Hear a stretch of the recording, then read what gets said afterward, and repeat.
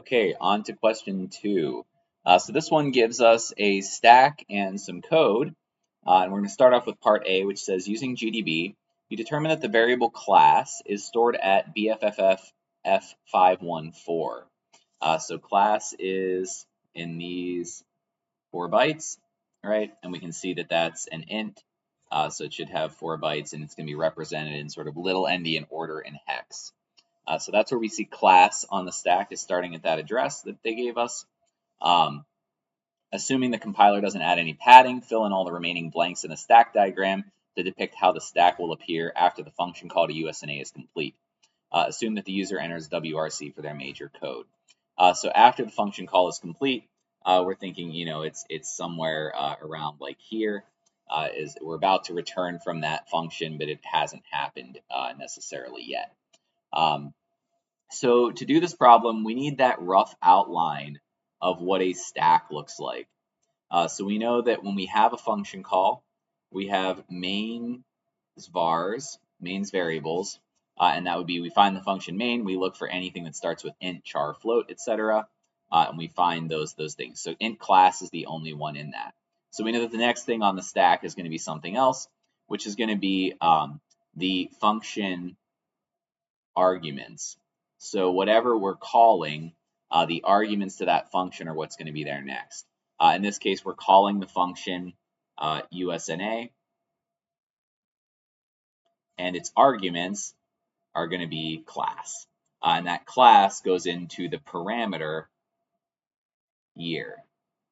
All right, so we have different ways of talking about each of those things. So we find like USNA, the function call matches up with USNA, the function itself, and then class matches up with the parameter year.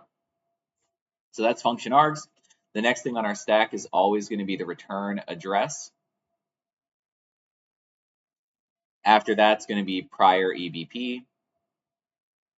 Right, we have to save both where we are in the code and where we are in the data. And then the last thing that's going to be there are any function variables. And for that, we're going to find USNA, and we're going to look at any lines of code that start with a variable type, so char and int in this case. Okay, so that's roughly what we're looking at here. So we need to fill in the blanks on the stack, and that means that the next thing we're going to see up above class, we see the main vars there is class. The next thing on our stack is function arguments. And that function argument, the thing we're passing in is class. So we're going to copy the value from class, and we're passing it into int year. So we might call this year, or we might call it copy of class. Either way, these 1, 2, 3, 4 bytes are representing that. And since we're copying the value and we've already got the value in little endian, we're just basically copying in that 19 in hex, which represents a 25 in decimal. So that's the first thing. The next 4 bytes on the stack, we know are the return address, right? Because that's what we're expecting to see there, and we don't have any other function arguments. So that's what should be on the stack next. The next 4 bytes are going to be 1, 2, 3, 4, prior EBP. And then the remaining bytes are going to be the function variables.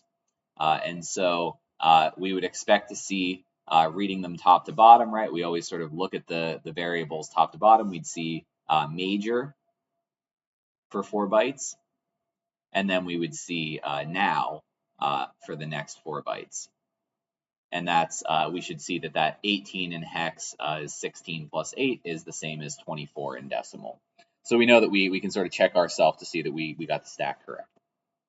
Okay, so we said that class is here, and that's the first variable. So we need to fill in these other 2 values, which means we need a prior EBP and we need a major value. And they say we enter WRC for the major code. So let's go ahead and do that one first. That means we need our ASCII table that you will be provided with on the exam. So let me grab that if I have one handy on the front page of the exam here. So we grab our ASCII table and we look at what's there. So we can fill in major, and they want us to put in WRC. So we find capital W, is 57, capital R is 52, and make sure you're using that hex row on the table, and then C is 43, and we have to know what comes after a string in C. So at the end of WRC, when we enter that in, is going to be our null. So we should have a 0, 0 there. So that's it for that one. The last thing is the prior EBP value. To do that, we need to think about where is EBP in main. So we have one variable in main, which is class. And we know that usually the way this works is that we have our variables in main, and the byte below that is our value for EBP. So this is main's EBP, and that's what gets stored in prior EBP. So we know that that value is BFFF518. Pointers or addresses are stored in little endian order, just like our integer values, which means we're going to sort of separate this into bytes, and that 18 F5 FF BF is the set of values that's going to go into memory there. So that's it for part A. I know that was a long one. It'll help us finish the rest of it quickly though.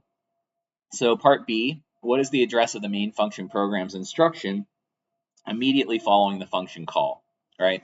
And so this is a long-winded way of saying what is the return address, right? The address of the main function instruction immediately following the function call. That's the definition of a return address. So we just need that value from the stack, keeping in mind that it's in little endian order. So we're sort of going to read it from bottom up and write it from left to right. So 0x080084 is our return address. And we know that from already sort of building up the stack, understanding what that stack should look like, and being able to then find the return address on the stack that we've already looked at so far. So then part C, suppose that SecNav Carlos del Toro wanted to change the value of the variable class from 25 to 83. What input could he enter at the prompt to accomplish this goal?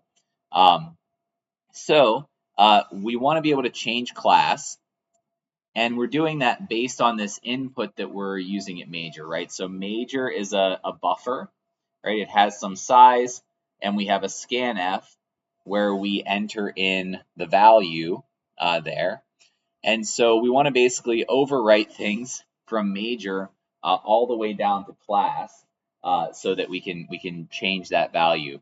And we want it to come out as 83 instead of 25. So if we look at what that looks like, we can use our handy ASCII table again. And this is like the one time that you'll use this row of the ASCII table. So otherwise, please don't get confused about this. But we can see that the decimal value of a capital S is 83. And so we know that S in hex is 0x53, and decimal is, sorry, I'm not writing on the page, is 83. So we can output an 83 as a number if we put in an S as the input.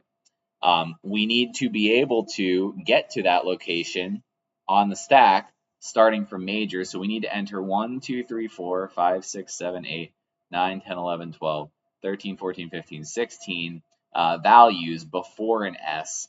And so we're going to have something like, just A. All right, that's 4, 8, 12, 16, and then an S. And that input would allow us to sort of overwrite all of this stuff on the stack all the way down to the first byte of class with an S. And that S, when interpreted as a number, is going to come out to 83 in decimal. So long one there. Hopefully that helps.